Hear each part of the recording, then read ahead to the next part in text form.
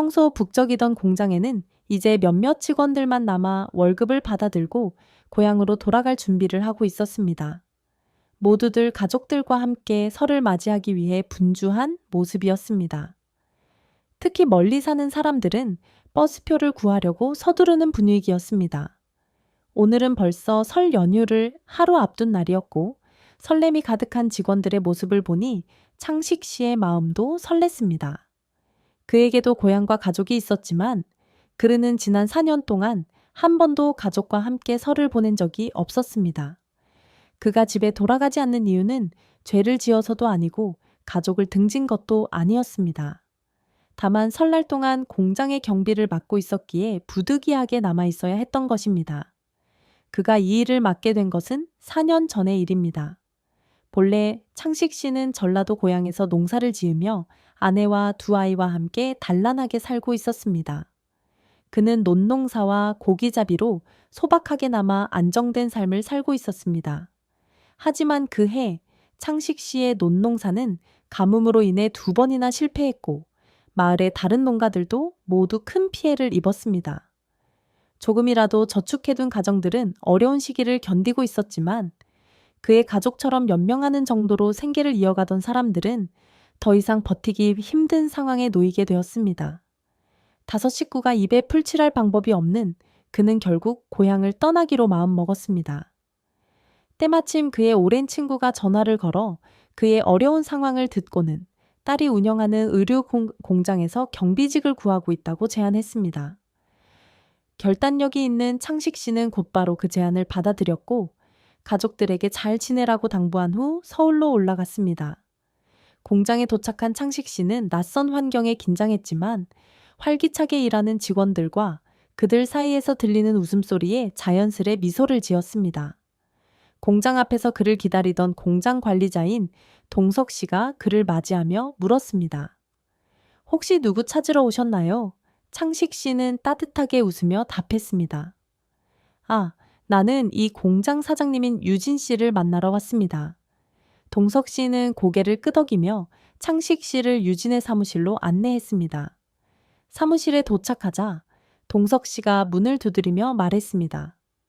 유진 씨, 손님이 오셨어요. 유진이 나와 창식 씨를 보자 창식 씨는 반갑게 인사하며 말했습니다. 유진 씨 맞죠? 저는 창식입니다. 아버님께서 여기를 소개해 주셨어요. 유진은 환하게 웃으며 창식을 맞이했습니다. 오시기 전에 연락이라도 주시지 그랬어요. 저희가 모시러 나갔을 텐데요. 창식 씨는 웃으며 답했습니다. 혼자서도 잘 찾아왔어요. 괜찮습니다. 두 사람은 잠시 후 월급과 근무 조건에 대해 대화를 나눈 후 창식 씨는 동석 씨의 안내를 받아 경비원 숙소로 향했습니다. 이곳에서 그는 경비원으로서의 삶을 시작하게 되었습니다. 공장은 서울 근교에 위치해 있었고 직원은 20여 명 정도로 소규모였습니다. 비록 크지는 않았지만 공장에서 생산하는 제품은 매우 품질이 좋아서 직원들은 연중 내내 안정적으로 일할 수 있었습니다. 대부분의 직원들은 지방에서 올라온 사람들로 기숙사와 같은 공동 숙소에서 생활하고 있었습니다. 경비원 숙소는 직원 숙소와 따로 떨어져 있었으며 주간 근무는 동석 씨가 맡고 창식 씨는 야간 근무를 담당하며 공장에서 숙식했습니다. 한 달도 지나지 않아 창식 씨는 공장 내 모든 직원들과 얼굴을 익혔습니다.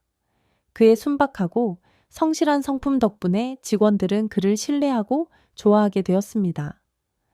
그렇게 4년의 시간이 흘렀고 공장 직원들은 일부는 떠나고 일부는 새로 들어왔지만 대부분은 그와 처음부터 함께한 사람들로 남아 있었습니다.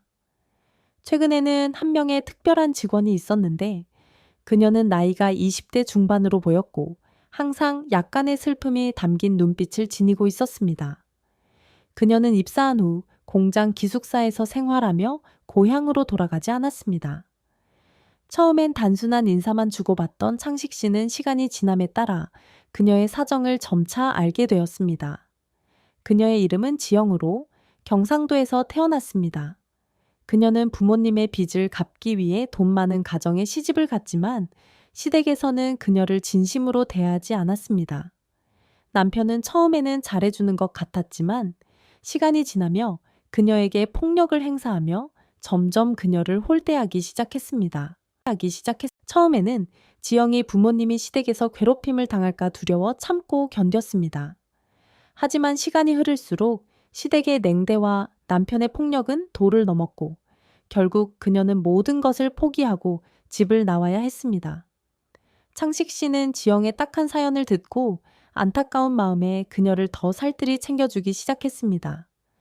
그렇게 시간이 흐르며 지영이 이 공장에서 일하게 된 지도 어느덧 5달이 지나갔습니다. 그날 지영이 공장 기숙사에서 혼자 밥을 먹고 있을 때 창식 씨가 다가와 옆에 앉아 물었습니다. 올해 설에는 고향에 가서 부모님을 뵐 생각 없니? 창식 씨의 물음에 지영은 잠시 눈시울을 붉히더니 조용히 고개를 저으며 대답했습니다. 가고는 싶지만 엄두가 나질 않아요. 창식 씨는 미소 지으며 말했습니다. 그럼 이번 설엔 나랑 같이 여기서 지내자꾸나. 지영은 고개를 숙이며 대답했습니다. 네, 이곳엔 아는 사람이 아저씨밖에 없으니까요. 그 후 공장에서 마지막 월급이 지급되는 날, 직원들 모두 월급을 받아 들뜬 마음으로 고향에 갈 준비를 하고 있었습니다. 월급 지급이 끝나고 나서 공장 관리자 동석담 씨가 창식 씨를 불렀습니다. 창식 아저씨, 이제 받으셔야죠. 창식 씨는 미소를 지으며 유진의 사무실로 향했습니다. 유진이 웃으며 말했습니다. 아버지가 아저씨 생각해서 이번 설에 드시라고 술 한 병을 보내셨어요. 유진은 서랍에서 봉투와 술병을 꺼내 창식 씨에게 건네며 덧붙였습니다. 이건 이번 달 월급이고 아버지가 설에 드시라고 조금 더 얹어주셨어요. 월급과 선물을 받은 창식 씨는 유진에게 고맙다며 고개를 숙였습니다. 이후 창식 씨는 동석 씨에게 부탁해 월급의 일부를 집으로 송금하고 지영에게는 5만 원을 건네주며 말했습니다. 내일 아침에 시장에 가서 과일이랑 닭을 좀 사 오너라. 올해 설에는 우리 둘이 여기서 설을 맞이하자꾸나. 제사상에 올릴 것도 좀 사오고. 설 전날인 30일, 지영은 설 음식을 준비하고 나서 차례상에 올릴 음식을 창식 씨 방으로 가져갔습니다. 쥐가 건드릴까 염려돼 음식을 위층 방에 두기로 한 것입니다. 창식 씨는 목욕을 마친 후 상위에 음식을 차려놓고 고향에서 해오던 대로 차례를 지냈습니다. 약 30분 후 향이 다 타자 창식 씨는 문을 열고 지영을 불렀습니다. 지영아, 올라와서 같이 밥 먹자.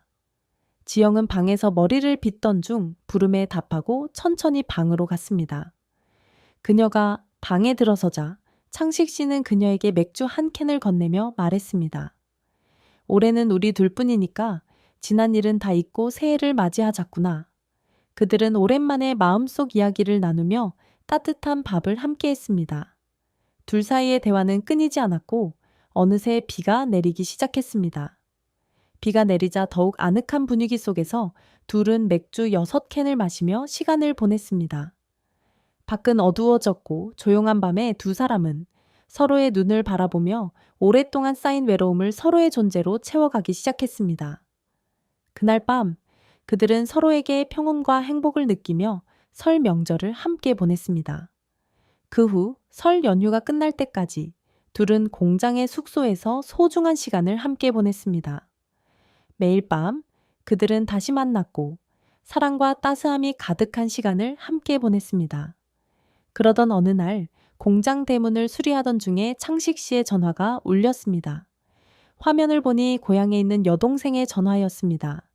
잠시 통화를 한 창식 씨는 얼굴빛이 급격히 어두워졌습니다. 그는 한숨을 내쉬며 혼잣말로 중얼거렸습니다. 이젠 다 포기해야겠다. 다시는 돌아가지 않을 거야. 그날 오후 공장 직원들이 모두 퇴근한 후 창식 씨는 지영과 함께 앉아 조용히 이야기를 나누기 시작했습니다. 그는 처음엔 이야기를 꺼내기 주저했지만 결국 깊은 한숨을 내쉬며 고백했습니다. 사실 집에 돌아갈 수 없는 이유가 있어. 나 없을 때 아내가 외로움을 견디지 못하고 첫사랑이랑 다시 만나고 있다는 소식을 들었어. 그는 덤덤하게 말했지만 눈빛엔 어쩔 수 없는 슬픔이 담겨 있었습니다. 지영은 그의 손을 살포시 잡고 조용히 위로했습니다. 아저씨 너무 괴로워하지 마세요. 아저씨도 아줌마도 그럴 수밖에 없는 사정이 있었을 거예요. 저희도 이렇게 서로를 통해 위로받고 있잖아요. 위로받고 창식 씨는 쟤는 지영의 말을 들으며 마음이 조금씩 풀리기 시작했습니다. 그 후로 그는 더 이상 고향에 있는 아내에게 돌아가지 않았고 매달 생활비와 자식들 교육비만 송금해 주었습니다. 공장 사람들 사이에서는 창식 씨와 지영의 관계에 대해 소문이 돌기 시작했지만 모두 그들의 사정을 알고 있었기에 딱히 험담하는 사람은 없었습니다. 오히려 두 사람의 인연을 응원하며 따뜻한 시선으로 바라보았습니다. 연말이 되자 공장에서는 두 사람을 축하하기 위한 작은 모임이 열렸습니다. 지영과 창식 씨는 직원들 앞에서 공식적으로 부부 관계를 선언하게 되었습니다.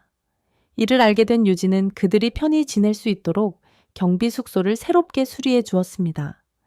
공간이 넓어지고 더 아늑한 환경에서 두 사람은 함께 새로운 시작을 할 수 있게 되었습니다. 그 무렵 창식 씨의 아내 은주는 그의 편지를 받게 되었습니다. 편지에는 창식 씨가 그녀에게 자유를 주고 싶다는 내용이 담겨 있었고 은주는 이에 동의하며 자신의 첫사랑이었던 인수 씨와 다시 만남을 가지기 시작했습니다. 인수 씨는 은주를 진심으로 사랑하며 그녀와 함께 자식들도 돌보겠다고 약속했습니다. 그들은 함께 새로운 가정을 꾸려나가며 행복을 찾기 시작했습니다. 이 이야기를 통해 우리는 떨어져 있으면 마음도 멀어진다는 옛말이 틀리지 않다는 것을 다시금 느끼게 됩니다. 거리와 시간은 많은 것을 변하게 합니다. 젊은 부부뿐 아니라 오랜 세월을 함께 해온 부부라도 떨어져 지내게 되면 결국 서로에게서 멀어질 수 있습니다. 창식 씨가 공장에 자리를 잡고 지영과 새로운 삶을 시작하는 동안 은주는 인수 씨와 함께 고향에서 소박한 가정을 꾸렸습니다. 한편 창식 씨의 가족이 운영하던 고무 농장과 집은 그의 큰딸인 수연이 맡아 관리하게 되었습니다. 수연은 어린 나이였지만 성실하고 책임감이 강해 아버지가 맡기고 떠난 농장을 훌륭하게 운영했습니다. 수연의 부모가 이혼한 지 몇 년이 지나 그녀는 자신의 인생을 새롭게 꾸려나가기로 결심했습니다. 고무 농장을 꾸준히 운영하며 모은 돈으로 수연은 자그마한 카페를 열었고 친구들과 함께 일하며 작은 행복을 찾아갔습니다. 창식 씨는 멀리서 딸의 삶을 지켜보며 그녀가 자신과는 다른 길을 걸어가기를 바랐고 수연이 행복해지기를 진심으로 기원했습니다. 시간이 흐르면서 수연은 점점 가족의 일에 더 깊이 관여하게 되었고 고무 농장의 운영을 맡아 일하는 데 익숙해졌습니다. 성실하고 믿음직한 성격 덕분에 수연은 아버지로부터 물려받은 농장을 잘 관리할 수 있었습니다. 그녀는 부모님이 이혼하고 각자 새로운 삶을 살아가는 상황에서도 가족의 재산을 지키기 위해 최선을 다했습니다. 수연은 주로 고무를 수확해 팔고 있었지만 무거운 일을 혼자 해내기에는 한계가 있었습니다. 그래서 그녀는 마을 사람들에게 도움을 요청했습니다. 그 중에서도 삼촌인 재훈이 항상 수연을 돕고 있었습니다. 재훈은 수연의 엄마인 은주의 동생으로 그 역시 농장 일에 익숙해 젊고 활기찬 모습으로 그녀의 곁에서 일손을 거들었습니다. 어느 날 수연은 농장에서 일을 하던 중 옷에 진흙이 튀어 더러워졌습니다. 그녀는 급히 삼촌 재훈이 사용하는 작업복을 빌려 입고 샤워를 하러 갔습니다. 재훈은 잠시 일을 하러 다른 곳에 다녀오다가 돌아오는 길에 우연히 수연이 씻고 있는 모습을 보게 되었고 순간 당황하여 고개를 돌렸습니다. 수연은 그의 모습을 보고 미소 지으며 대수롭지 않게 여겼습니다. 그날 이후로 둘은 점점 서로에게 묘한 감정을 느끼기 시작했습니다. 매일같이 함께 일하면서 서로의 일상을 나누는 사이 두 사람 사이에는 말하지 않아도 느껴지는 따뜻한 애정이 싹트기 시작했습니다. 그러던 어느 날 재훈은 용기를 내어 수연에게 자신의 마음을 고백했습니다. 수연아, 나는 너와 함께 일하면서 너에게 많은 감정을 느끼게 되었어. 내 마음을 받아주겠니? 수연은 잠시 망설였지만 결국 미소 지으며 그를 끌어안으며 답했습니다. 나도 삼촌을 좋아해요. 우리 함께 행복해져요. 그 후로 두 사람은 서로의 마음을 확인하며 농장에서 함께 일하고 미래를 꿈꾸기 시작했습니다. 수연은 이제 더 이상 혼자가 아니었습니다. 재훈이 그녀의 곁에서 든든한 지원군이 되어 주었고, 그들은 함께 농장을 더욱 발전시키기 위해 노력했습니다. 재훈은 수연의 삼촌이지만 나이 차이가 몇 살밖에 나지 않아 둘은 마치 친구처럼 가까웠습니다. 농장에서 함께 일하는 동안 그들 사이에는 자연스럽게 애정이 싹트기 시작했습니다. 어느 날 수연이 점심을 가져왔을 때 재훈은 고무를 채취하느라 여념이 없었습니다. 수연은 음식을 준비하며 부주의하게 간장을 흘려 옷에 얼룩이 졌습니다. 그녀는 재훈의 셔츠를 빌려 뒤편에서 씻고 나서야 돌아왔습니다. 수연이 돌아오자 재훈은 잠시 당황했지만 곧 미소를 지으며 그녀가 입고 있는 자신의 셔츠를 바라보았습니다. 둘 사이에는 말로 표현하지 않아도 통하는 감정이 흐르고 있었습니다. 식사를 하던 중 재훈은 수연을 계속해서 바라보았고 수연은 그런 그를 보며 은근한 미소를 지었습니다.